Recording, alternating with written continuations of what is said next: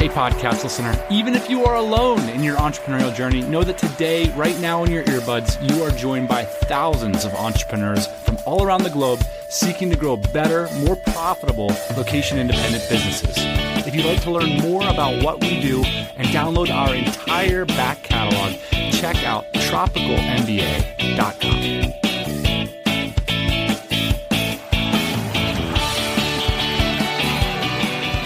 Welcome back to the pod. We're going to jump out in front here to do some housekeeping. First off, big shout to Smash Digital for sponsoring the show and doing so many free mini audits to TMBA listeners. A lot of you have gotten in touch with me about that, have shown me your goals and your business, and incredible variety of businesses out there in TMBA land. I assure you there is a wide variety of ways to make an enormously profitable living building a lifestyle business. Very cool to see what so many of you are doing, and part of the way we do that is through your email. So today's episode, we are going to address some listener questions. In the process, we're going to refresh the concept of the entrepreneurmobile for 2019, along with a freshly minted approved vehicles list from the boss man. We're also going to have a discussion about cash and cash flow and how to think about it in your business. And I just want to give a little caveat out front. You know, I personally don't have any technical finance education, so it can be a little nerve-wracking to talk about a technical topic. So send us an email if you can help us to flesh out our understanding, or if you have any tips for the audience. But in today's we're going to talk about cash and cash flow from our own personal experience. Now, at the end of the episode, I'm going to return for a somewhat extended Dynamite Deal portion of the program, so stick around for that. So let's get rolling. Boss man, welcome back to the pod. How you doing? Thanks for having me on the beginning of the show. I appreciate it. Happy to be here. Ian, we are digging into some listener questions. The first one came through tropicalmba.com/voicemail. Let's play it. Hey, Tropical MBA. Hope you're well. My name's Dave Burrows. I run a ski school called Snow Pro Ski School here in Switzerland. Whilst we're not a location-independent business, a lot of what you guys talk about is relevant for how I'm trying to operate my business out here. I've been working my way through your back catalogue, and I really, really enjoyed your interview with that guy on China. That was amazing. Very much enjoyed the last Q&A, which prompted me to write to you. And my question is concerning cash flow. Cash flow is something I always never really seem to get right, and I'd love it if you had some ideas that you could share about, you know, if there's any golden rules or hard and fast kind of rules that you follow in terms of getting cash flow right. I'd love to hear your thoughts on the matter. So, there you go. That's my question. Hope you're well. Keep up the good work. See ya. Bye. Dave, thanks. Sounds like you got a great business, and thanks for the voicemail. Ian, you have not spoken about cash flow for a few years on the pod. What's going on? Well, this used to be a big concern in our business, Dan. For 8 years, it's like what we thought about a lot. Recently, we haven't had to think about it so much. Our previous business was a product-based business, a physical product-based business, where we manufactured in China, we designed in America, and we imported products. And cash flow was the name of the game. I spent a lot of time thinking about these problems. Let's define some key terms here, Ian, about and around cash flow, and then give some general thoughts about it and maybe some tips at the end for what listeners can do to manage their cash flow effectively. But I think the first thing worth pointing out, Ian, is that, you know, cash flow is different from cash. It might be a little bit non-obvious. So how do you think of the differences between cash and cash flow? Cash is like cash in the bank. Cash flow is like the amount of money that's being transferred around within the business. With these businesses that have cash flow requirements, like product-based businesses or some of these service-based businesses, timing is everything. So you really have to watch like when the cash is coming in and when you have to pay out suppliers, product manufacturers, etc. Yeah, well, cash flow is a like theoretical number, and it's a systemic thing. So that system can extend beyond the business. So, for example, let's say you sell shoes and you're almost out of stock. So you just spent $50,000 ordering new shoes. And meanwhile, you sell 10 pairs at $5 a day. So you just put $50 into your bank account, right? So now you've got sort of like $50,000 extended for $5 shoes that are going to sell 6 months from now. Sounds like you need some credit, buddy. It wouldn't make sense to operate a business like that simply off of the cash that you had in the bank. That would be hampering the business, right? You want to be able to look at cash in a more systemic way. And that's what cash flow is all about. And to get into it a little bit deeper, Dan, I don't know how much those shoes cost to produce, and I don't know what your margins are, but your margins are also very important when you're trying to determine probably what your cash flow is going to be.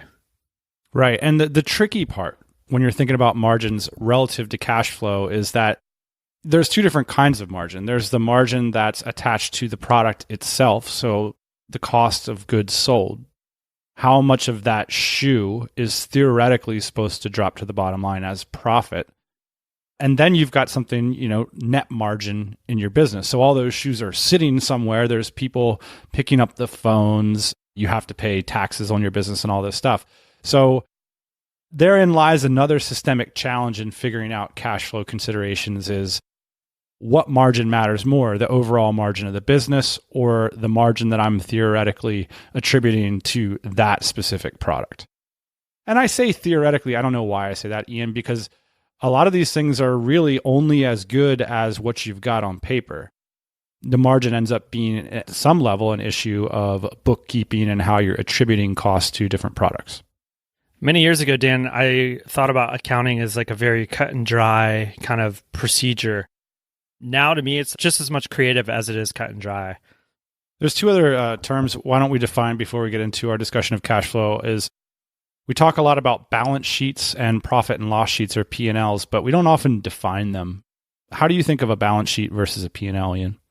A balance sheet is basically a snapshot, and this can be at any given time. It can be at 9 a.m. in the morning. It can be on a Thursday, whatever it is, but it's a snapshot, and it's basically a sheet that shows you what your assets and liabilities are. Whereas a P&L or a profit and loss is a snapshot of the profits that are coming in your business and the loss. So your operating expenses, essentially. So this is how much we made in January. This is how much we spent. This is what we're left with. And that's going to be different based on essentially which kind of accounting philosophy you apply to your business as well. Yeah, there's two different types, Dan. There's cash and accrual. I'd say most people tend to do accrual accounting. And the difference between cash and accrual accounting is the difference in when the sales and purchases are recorded in your books. Right. Cash accounting recognizes revenue and expenses only when the money is changing hands, but accrual accounting recognizes revenue when it's earned and when expenses are being billed. So in other words, accrual accounting would take into account contracts to pay or to collect. Correct. Yep.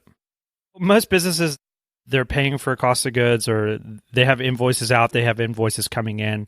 In America, especially, it's a good opportunity to basically push the revenue down the road, so to speak. So in America, you have to pay taxes on what you earn that year. Well, if you buy a bunch of things towards the end of the year, you have to pay less taxes because your income is going to be reduced. I think the other reason, and relative to cash flow, is that cash accounting can be confusing if you want to know what your theoretical cash flow is, right?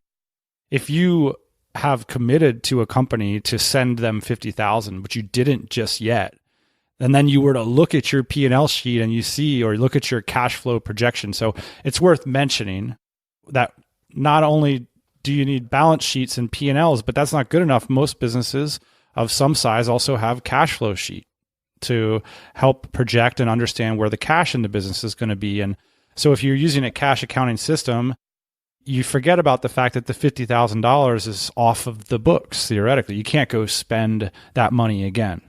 Correct. And so what we used to do, Dan, and I think this still definitely applies, is we had a very basic spreadsheet that showed when our suppliers were going to get paid. So it was like, okay, X supplier is getting paid on August 1st for $50,000. Y supplier is getting paid on December 30th for $20,000. And then you can kind of look at your bank balance and say oh, okay, payroll comes in the day before are we going to be able to make that payment to that supplier? Or let's move this around. Let's email our supplier and say, hey, can we pay this a day later or a week later or whatever it might be? So we've defined a balance sheet, a cash flow sheet, a P&L. We've talked about margins and cost of goods sold. We've talked about cash flow. Let's talk about some tips. And of course, all caveats here. A lot of these things, like you said, it's strange. Like they are judgment calls, and accountants are going to have different opinions than entrepreneurs. But let me start in with a few tips and see what you think. One of the things we talked a lot about, Ian, is cushion. And you can get a cash flow cushion from actual cash, from having great margins, from having a line of credit from the bank, or a lot of entrepreneurs use credit cards. Or you can even have a cash partner. But one of the things when you have a cash cushion, because you mentioned there's cash going in, there's cash going out, is things start to get a little theoretical. And I think you can get yourself in a position here where you can take on unnecessary risk. I think this is one of the mistakes that entrepreneurs make when the business starts to grow into this theoretical cash flow unintuitive zone. So do you have any tips on how to manage that cushion and how to stay fiscally responsible while still not holding back the growth of your company? Yeah, so Dan, the first thing I think about in relationship to cash flow is margins. If you have a high margin product, meaning maybe it costs you $1 to make, but you sell it for 10, and it doesn't cost you very much to market it or whatnot, that's a great margin on a product, especially a physical product, right? And when you start to build up those types of margins, you're going to start to build up a big cash cushion. And that's ultimately what you want, because you want to be able to buy product when you need product and sell product as fast as you can sell it. In our physical products company, we didn't have margins that great, but we had pretty good margins. And we could essentially order whatever we wanted, whenever we wanted, without a line of credit, because we had good margins and we had a good cash cushion. And so that really allowed us to grow as fast as possible. So the first thing I think when you're thinking about these cash flows is how is your margins? If you're finding that you have no cash cushion and you think you're running a good business, it could be actually because you don't have great margins in your business. But it also could be a factor of hey, I've got to pay a bunch of suppliers up front. They're not giving me credit terms. So these are some of the things that can be solved by a line of credit or trying to figure out some hard money or something in that arena. Well, and you're going to have this problem if your business is growing fast, even if you have good margins. So do you have rules of thumbs for how you think about margins? I mean, back in the day, we used to say with a physical goods product, you better be selling it for 4 times what you're landing it for in your warehouse. Margins are a choice, I'm tempted to say. Yeah, margins are a choice. Yeah. A lot of it's a factor of the marketplace. A lot of it's the factor of competition. But it's good to know these things up front, hopefully, before you get in the business and build an infrastructure around it to know if you're going to be able to survive. I mean, what happens when your competitor knocks you off? What happens when somebody figures out how to manufacture the product cheaper? Are you still going to be in business? And I think if you start with a really high margin or as high as you possibly can, things like that, they might ding you, but in the end, hopefully you'll be able to survive them. Speaking of things being about a choice, let me advance this theoretical point, because I think that's one of the tricky things about speaking of cash flow is that it's not intuitive. 2 tips that I've got, Ian, and you can piggyback off of them is one is that there's no real conversation about cash flow without having good numbers. You absolutely must have a P&L and a balance sheet and numbers that you believe in and can see and can reference regularly. If you're not doing that, we're not having a conversation. And one of the things I think I undervalued earlier in my career, Ian, or didn't see the value of, is having a simplicity of your accounting and of incorporation.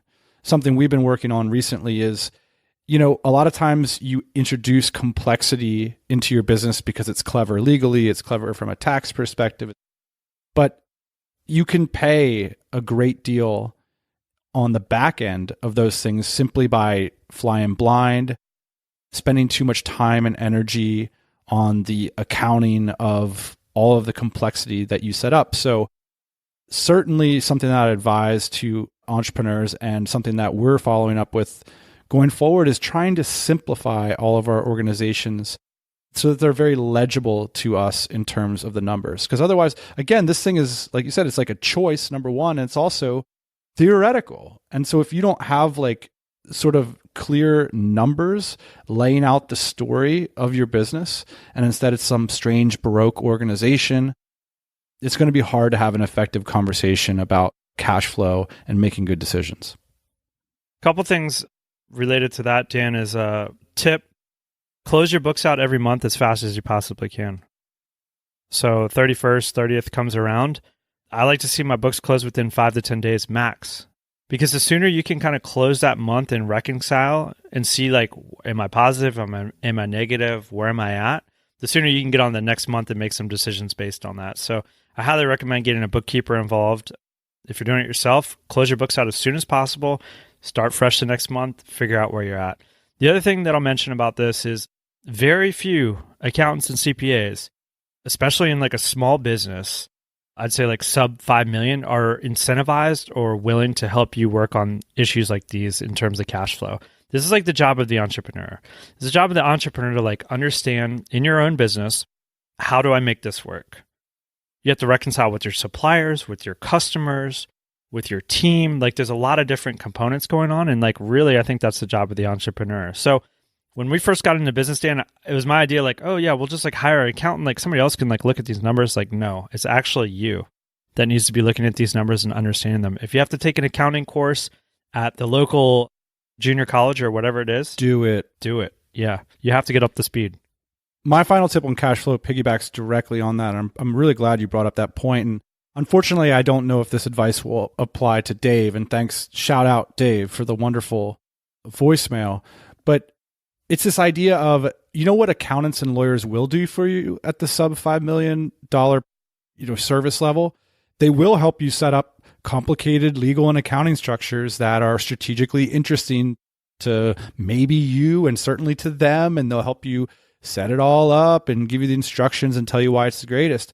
But that's not the biggest opportunity for you as an entrepreneur. The biggest opportunity for you is to understand your cash flow and advocate for it as a force in the marketplace. So what do I mean by that? What I mean is that you're just going to get beat up by everybody else's idea of cash flow unless you have a strong idea of what yours is, what it needs to be, what it ought to be in the future, and then you're out there advocating for it.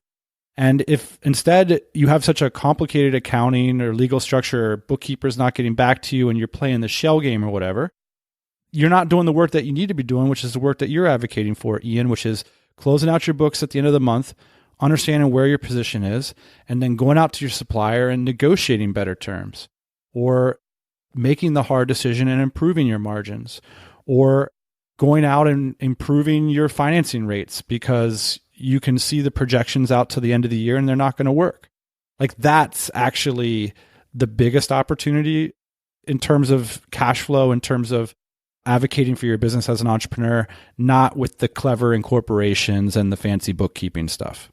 Dan, let's mention a couple resources for if you do need cash flow help, because there's actually been some interesting options that have come up recently. I think number one resource is local bank. I think it's a good idea if you're in America to start a relationship with a local bank, like one without like a million branches, like one that understands your business, that you can sit down with every once in a while, have lunch with, explain to them what's going on, hopefully have some assets that they might be interested in holding if they're going to give you a loan. That's not always the case, especially with like internet-based businesses, but I strongly recommend that you go with a local bank and not such a big bank like Chase or Bank of America when you're thinking about a banking partner. A lot of them in the past, the reason we didn't use them, Dan, was they didn't have like a lot of technology apps and whatnot. Now most banks have that. So it's very easy to bank, even with small local banks internationally. Another option, Dan, is hard money loan. So basically a hard money loan is usually from somebody wealthy. It could be a family or friend. There's also networks of hard money. And a lot of times the rates are very high. And a lot of times they're for very short periods of time. It's basically like a bullet loan or a hard money loan. And they will loan you money for a short period of time for a very high rate. There's a lot more options, but one of the final options that's coming up is Stripe, who's a payment processor. They just announced last week that they have a credit card now, and then they also have basically loans that are available. And I think there's some interesting things going on with this. There's some people commenting on Hacker News if you want to look over there. The rates are very high. I mean, essentially what Stripe is coming along saying is, look, we'll provide you with financing similar to maybe what a credit card would do, but instead of charging you a consistent interest rate over like month over month or year over year, we're going to take our cut. We're going to take our loan back relative to the revenue you're bringing through Stripe. Because they're a payment processor, essentially. So they just take their money right off the money that's coming into your account. Which is a cool idea if you own a seasonal business, for example. You're going to be paying Stripe back when your revenue's coming in. Here's why I think this is interesting, Dan. One is the APR, or the percentage that you owe them on the money loaned, is very high. Like you said, it's basically credit card high, if not higher. I think it's interesting that they're competing with credit cards. Well, they're charging a premium for people who have not listened to this episode, essentially. Right, exactly. They're saying if you don't understand your cash flow, if you haven't planned for the holiday season or whatever, no worries. Like, we'll take care of that for you and just let you pay us back when things are going well. But in return, we are going to charge you a Darwin tax, and it's going to cost you. I'm looking at this deal, and a couple things come up into my mind. Okay, so one is an unethical life pro tip. If you're on Reddit, that's a thing now. Okay. The idea is basically, in America, it's very easy to walk away from personal debt. I wouldn't necessarily recommend it or whatever, but if you take out a credit card and you decide to run it up, you're not going to jail in America, which is pretty amazing in my view, but it's the truth.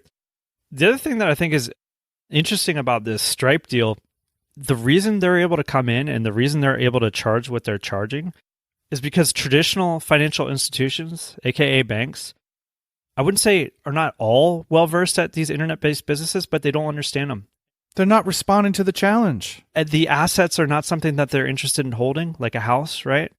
So people like Stripe and other people are coming in and they're saying, hey, we understand your business, or hey, we're willing to take the risk because the APR is high enough. Here's some money. So I think what we're going to see, Dan, over the next couple of years is companies like Stripe coming in, offering this type of financing to these companies.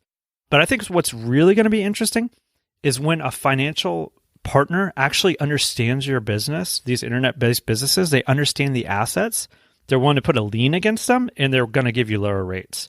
Because that's essentially what's going on right now. It's like, hey, we understand the asset. We're not going to hold it. Well, in Stripe's case, they're going to hold your merchant account, I guess, in some way, shape, or form. But if you default, like, the APR was so high, we probably made some money on it. Well, here's the bottom line. Margin is a choice, and so is cash flow. And if your business depends on clever financing, frankly, it's not the sort of business that I would want to run. And I think that that's a choice too. You want to rank higher in Google? You got to get in touch with today's sponsor, smashdigital.com. That's right. It's Travis Jamison's amazing SEO company, which provides SEO services, link building, and for TMBA listeners, personalized mini audits. Here's Travis in his own words. We can take a look at your site from what Google sees. We can see how it's structured. We can see the links that you have. And in a short few minute video can add a ton of value to a lot of people's sites. Even if you're pretty advanced at this stuff, well, hey, that's going to make our job easier. We can say the specific things of probably what you need to do. Or if it's, a site that's got a long ways to go, which we've seen some of, then we can kind of, steer them in the big picture direction of how to improve stuff. Or even just give them stuff to read. But the videos just kind of cover all that stuff. Travis has long been a trailblazer in the SEO field, not just regurgitating Google's best practices. They call it SEO with skin in the game. That's using the same strategies they're using on Travis's personal portfolio of businesses on their clients. So check out an SEO company that's zigging when everybody else is zagging. Get in touch with the team over at smashdigital.com. So next listener question, email regarding all sorts of things, especially entrepreneurmobile. So we're going to do a little bit of a deep dive into not only cars, cutting some deals, but also mobile home living. And it's all inspired by an email from Sam Little with the subject line 2000 day update. So give me a moment here. Ian, put on your reading glasses, and I'm going to read Sam's update. About 5 years ago, when you were talking about entrepreneurmobiles, I submitted mine, which was a single-wide, quote, mobile home trailer for my family, wife, and 3 kids, and I lived in it for 18 months after moving out of the suburbs to cut costs for my new business. The first year or two was really tough, but eventually the business landed a big contract and things started moving along. We moved into a larger 1,000-foot square house and had our 4th kid, and in year 2 it felt like a mansion. Last year was our best, and now the business has a legit team of 8 employees. The family and I have also moved again at the end of last year into a log cabin on a hill, and it really feels like a mansion, though it isn't that big and is 30 years old. You got to keep those expectations low. Our next move will be when we build the dream house on the 30-acre hill we bought from my parents where I grew up. As nice as it is to run a growing business from home, the downside of the business is that it has been a services business, which makes it really inconsistent work. Over the past month, I think I've figured out how to convert what we're doing into a software application and ultimately convert it into a SaaS business. To speed things up, I will potentially take on investors. Anyway, I'll check back in a few years after the launch and we are further along in the transition to SaaS. Keep it up and keep it real. Sam. Shout out, Sam. I got to say, the cool thing is look, it's one thing for a single entrepreneur to move somewhere cheap in the world or to downsize, but it's another thing to get the whole family on board and convince them as well and to go along on that journey together. And the reality is for so many of us starting a business, that's what it takes. You have to keep those expectations low because you need to put a lot of resources into a business that, you know, what's this old Dave Ramsey personal finance thing? If you want to live like no one else, you got to live like no one else. And what you're saying, Dan, about like convincing your partner to live in a single wide or a mobile home, you guys better have that conversation before you get real and have some kids. And I'm serious about this. Like a lot of people try to make this transition to entrepreneurship a little bit later in life. These are the sacrifices, honestly, that you have to make. And it doesn't work out because one of the partners isn't willing to do this. And which is totally understandable, which is like, hey, we had this agreement, you know, we're living in the suburbs with this great house. Now you want to live in a double wide. I'm not on board with that. Like you got to stay at your job. I think that's a real conversation. It happens all the time. So make sure you're on the same page. You know, here's the thing. We're on the same page about 2 things, Ian. For most entrepreneurs, the 2 biggest expenses outside of business in life are housing and transportation. We discussed the housing, but we're going to do a deep dive today in the transportation side in a little segment we're going to call Boss Man Talks Entrepreneurmobiles. Let's dig into this concept just a little bit. An entrepreneurmobile is, of course, technically a car that is fully depreciated. So all that fluff money, you know, people always say, Ian, you drive a new car off the lot, it's worth half the price or whatever. Well, as an entrepreneur, we can't afford that cash drain. So what we want to do is get the car at the bottom of the value curve so that our money is well spent, in other words. Right, Dan. So I originally wrote the Entrepreneurmobile as a blog post, and it's over at the Tropical MBA. You can go check it out. It's got like over 100 comments. And that was the principle exactly, which is basically you buy this asset, quote asset, when it's fully depreciated, when it's lost all of its value. And then you drive it for as long as you need to drive it, and you can sell it for essentially the same price. There are a lot of different stages of value loss in a vehicle. And I think one of the things that we can continue to explore on this show, and certainly in blog post form that I've been thinking about, is like the different tiers of value, because it is possible to buy at a different tier, like when it's lost half of its value or 3/4 or even a quarter, and drive it for a year or two and not lose as much money as if you kept the car for much longer. Yeah, and I want to point out some general things after having bought a handful of entrepreneur mobiles myself, having trying to translate a lot of your theories into practice and not being as comfortable with cars as you are. We're also going to get into like specific makes and models in this episode because listeners have requested it. But one of the things I wanted to point out that one of the core concepts at the core of the entrepreneurmobile is actually using the Lindy principle a little bit. And this Lindy principle, once I learned about it, it keeps coming up in my life everywhere, which is essentially how long something is likely to be around in the future can be at least approximated by or guessed at by how long it's been around in the past. So, will people read the Bible in 3,000 years from now? Decent chance because they read it 3,000 years ago. Whereas will people read the 4-hour work week 3,000 years from now? Probably not, because they've only been reading it for a few years. So how does this apply to cars or any kind of purchase really? Well, you can look at how long that product has been in the marketplace and how well regarded it's been while it's been there. And you can simply do this by driving around and looking at the street, like looking at what are the 15-year-old cars that are still around and out on the street. For example, if you're in front of a computer, Google 2008 Ford Taurus, which was only about 11 years ago, and tell me when the last time you saw one of those piece of shits was. It's the same thing with buying these old bike frames. Like the bike industry comes out with these weird new designs every year, and like half of them fall flat. So like, why don't you just buy the design that's been around for 5 years, and then it's going to be around for 5 more.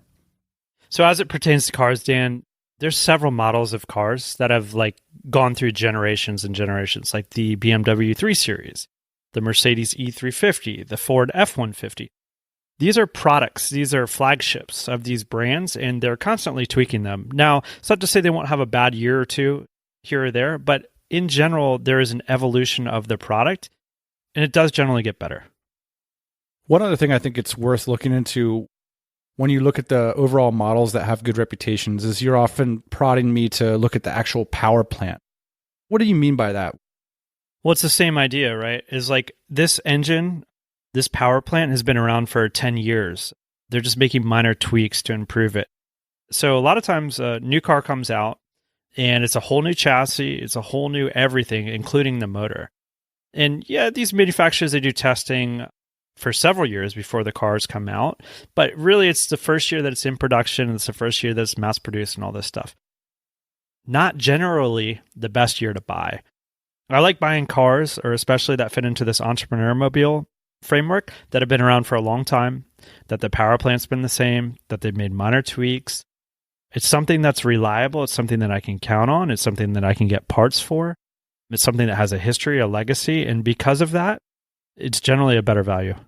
Now, before we get into some of the makes and models here, I have to ask you about self-driving cars and Teslas and stuff like that. This is kind of cool in the tech space. We're all looking forward to a day when the whole car situation is different. When is that day? It's coming up. I've had the opportunity to drive a Tesla. I mean, it's truly amazing that it can basically drive itself. And I think it's going to be a total game changer. A lot of companies are competing to catch up with Tesla. I think Tesla's still in the lead. Tesla does have some shortcomings though. The fit and finish isn't great. You can't really work on a Tesla yourself, so that kind of scares me. They've retained a lot more of their value than a lot of their competitors do, but they still do depreciate. There's an interesting used market for Teslas. I think that it's coming, but every time I think it's here, it's like, oh man, it's going to be like another 3 or 4 years. All right, boss man, what I want you to do now is put your chips down on some certified, boss man approved entrepreneur mobiles. And if you're listening to this pod in one of these fine automobiles, give us a shout out. What cars do you feel like are good investments? Well, first things first, go over to the blog post that I wrote about entrepreneur mobiles. I still think that list is very relevant. This list that I've compiled today, Dan, it's not necessarily cars that have lost all of their value completely. It's cars that are good value, but are maybe a little bit more expensive. So first, Dan, I think most importantly is let's talk about the things to stay away from. Because there's a lot more things that you should stay away from than there are things that you should go after. Okay. A lot of this is nuanced or whatever, but I've been working on and racing cars for basically my whole life, and I've watched this industry religiously. There is not a Chrysler or a Dodge product, unless it's a Jeep, that I would buy. Okay. Straight away. The fit and finish isn't great. The resale is absolutely horrible. And they're just not really trusted products. I just would not buy one. By the way, I just want to say about Chrysler and Dodge products is their designs are the most un-Lindy thing ever. Correct. they always come out with something that's like funky looking and you're like, whoa, that's kind of cool. And then 3 years later, you're like shameful about the fact that you thought it was cool. You're like, oh God, I hope no one heard me. You're absolutely true. They hit the design on the head. Like, I think that's what they really do well, is they bring in buyers, especially young buyers, with cool designs. And then they fall short in terms of reliability and resale. The other products that I think are becoming interesting, but I still wouldn't buy one, are the Korean products. So the Hyundais and the Kias. Hyundai is like really becoming a premium product. They're going head to head with Japan in terms of the Toyotas and the Hondas. I would drive one. I still wouldn't buy one because of the resale value. Okay. And the Kia is even worse. The Hyundai is a great product. It's a really good product. If you were forced to not buy a Toyota, you could buy a Hyundai, but the resale value still isn't as good as a Toyota. If you're, like a corporate salesperson and you need to get around the country and you got like a lease allowance, maybe get a Hyundai, right? Yeah, they have some cool features and whatnot. For me, again, it comes back to value and resale. You can have better value and resale in the Japanese products. Cool. So with that said, Dan, these days, Toyota is absolutely crushing it. If I didn't care what my car looked like, I would buy a Toyota. Reliability is excellent. Resale is excellent. They have a loyal following. They also have great cars in every categories. Huh. So they have a great midsize SUV. They have a great truck. They have a great car, which is impressive. Like, it's a family of products that they've designed to like meet all your needs. I would absolutely, I think these days, Dan, this has changed in the last 10 years, I would recommend a Toyota over a Honda. Honda's kind of lost their way in a lot of ways. Like, you can kind of see it with the design. Hondas used to be really cool. They used to be really edgy, and then they got really boring. And then they've tried to come back edgy, but now it's like a design language that people don't understand. I also think, like, although they're very reliable still, they're not as reliable as the Toyota. So I don't think you can really go wrong buying a Toyota these days, Dan. They have a cool hybrid, which is very reliable, the Prius. Their Tundra, which is like a half-ton truck, is a great truck for what it is.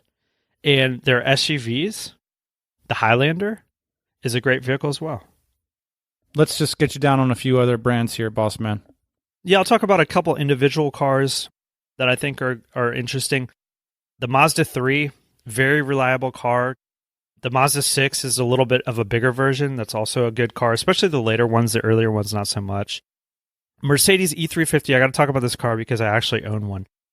This is a product that we talked about at the beginning here, Dan, that has been an evolution. So they started making it a long time ago, and they're still making it. And essentially the last 10 years has been the same power plant. So they've really refined this car. And it's also one of the safest cars on the road. And on top of it, if you buy it used, it can be a great value. My car new, Dan, do you know how much it was, my Mercedes E350? My guess is $65,000. Yes, exactly. $65,000 new. Do you know how much I bought it for? $9,000. $6,000. Fully depreciated. And it's still one of the safest cars on the road. It's a lot of car for what you can get. Same thing goes, Dan, with the 3 Series, although I'm becoming less and less of a BMW fan. All right, let's talk about having some fun, boss man. You've told us about a lot of responsible cars. I'm having a midlife crisis over here. Can I get something fun? You're having a midlife crisis. Okay, I want to share a secret on the show. Essentially, Ferrari is like the master at protecting the value of these assets. And the reason they do it is because they want to control the market. So to be able to go buy the new P90 Ferrari, you have to own another Ferrari. And so it gets you into the family of Ferraris, but it also protects your investment because they make a limited quantity of these things.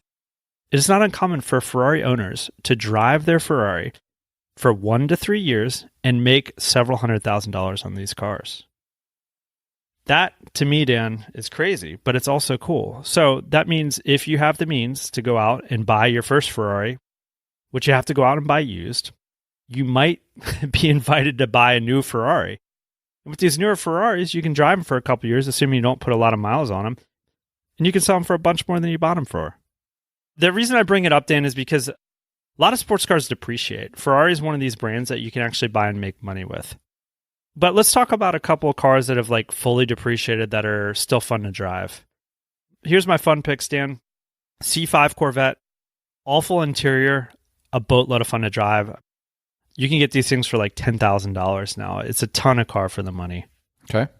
Next car on the list, I've owned like 100 of these things. It's a Mazda Miata. It is the most... And you're not exaggerating. No.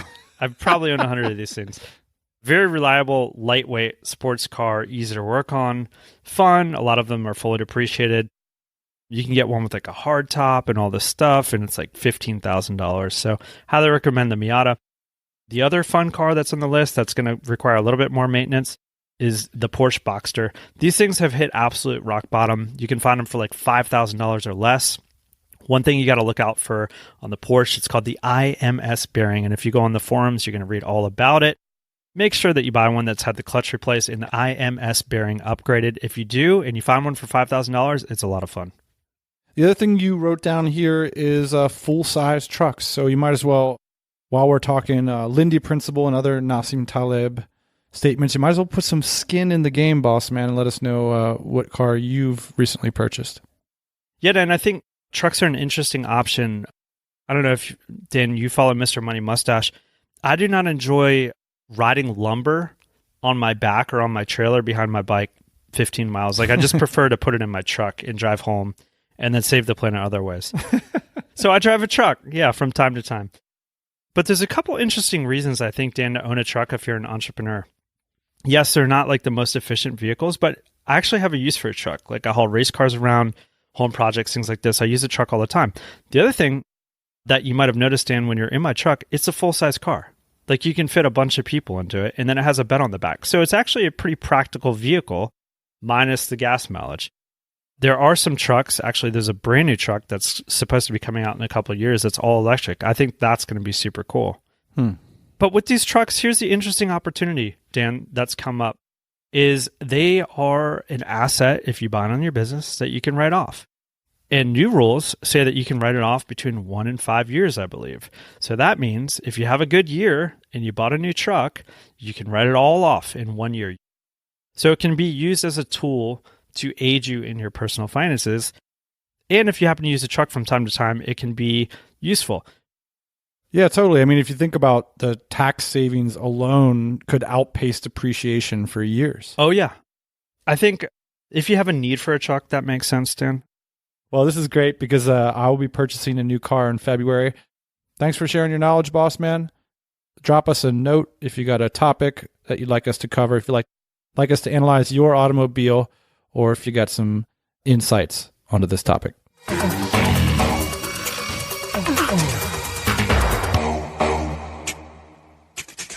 I hope you enjoyed this Q&A session. It's satisfying to me to talk about cars with the boss man because, first off, business can be complicated and it's not clear what the right or wrong answers are.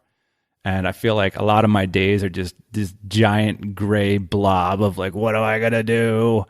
But with cars, it's kind of like, hey, here's an object. Do you like it? Is it good? Is it bad? It's always a fun conversation. You probably won't be surprised to hear that we had to cut out an extended segment on trucks and RVs, which we just could not cram into this episode. So perhaps on a forthcoming show, if you so request, and if you're not completely sick of the automobile talk, let us know. We appreciate, as always, your questions, your emails. Do feel free to reach out to us. Now, of course, it is that time again. It is time for a Dynamite Deal. Welcome to the Deal Den. This is Dynamite Deals, of course, where we go out on your behalf and cut you an incredible deal on a product or service that can help grow or improve your business. The feedback from you guys has been outstanding on these deals and helpful as well. So I appreciate all that. So what I want to do is extend this segment just a little bit to provide some inside baseball on what's going on here at Deals. But first I want to talk about this week's deal, which is an extension and clarification of last week's deal. So this is a trademark registration service provided soup to nuts by a lawyer, Sarah Kornblatt from Destination Legal, who understands and works with online businesses regularly. So she's willing to manage the entire project on your behalf, registering your trademark and preventing others from using it and going back and forth with the government. It also covers the filing fee. So in other words, you click the button at dynamitedeals.co and the process gets rolling, and you don't pay anything until the process is over. That's the idea of this productized service. Get your trademark sorted out for the low, low price of $1,225. That is close to $1,000 discount of what Sarah normally charges. So if you've been dragging your feet on registering your trademark for that new business, or heaven forbid, you're operating a business that's making money and you haven't invested in owning that intellectual property, go over to dynamitedeals.co today and click that button. It really is an incredible deal, and so many of you have already taken us up on it. Now, why extend this deal for another week? First off, Sarah has more capacity, so she can continue to serve at a high quality for another week's worth of customers. And so many of you have been asking us good questions about the deals we've been presenting, giving us critical feedback on how we can present things better. You know, the challenge of presenting a productized service has been tough. But some folks reached out to us and said, well, how is this different from a service like LegalZoom? I'd like to give Sarah's response to this, actually. One of the things she mentioned is she gets a lot of her clients from LegalZoom clients that essentially their trademark process broke down and they ended up having to reach out to a lawyer at a much higher rate than this deal, by the way. Because the reality is with a lot of these applications, and I've personally done a lot of them, is that they can get complicated and there's not always like a straightforward answer of what's going on and how to deal with it. And you have to reposition things effectively. In other words, like there can be back and forth, there can be correspondence. So I think there was some confusion in how we initially posted the deal, that some folks thought this was a documentation deal, that, hey, we're just going to buy documentation and then I'm going to submit this and then that's going to be the end of it. No, this is like a fixed price to start a relationship with counsel on your behalf. And one of the things that, Ian and I were talking about this on the phone a few days ago, and he's like, look, part of the reason I'm passionate about this deal is it can cost this much just to get a lawyer up to speed on your business. If you set up appointments and start sending them back and forth information. If you go with this particular Dynamite deal, it's a way for $1,225 to get an experienced lawyer understanding what's going on with the intellectual property in your business and how you go about doing things. So that's basically the idea here. We got a lot of great feedback on the copy on our website, that we weren't clarifying how it's different from, of course, the billable hours thing, going to services that are sort of a set documents out there like LegalZoom. And I thought, hey, it's worth running this thing for another week to give people that are still considering whether or not this is a good deal for them the opportunity to weigh that decision. And if I'm being completely honest, it also gives us an opportunity to clarify our pipeline and try to get future deals that have a greater deal of clarity. I also promised some inside baseball on this deals thing.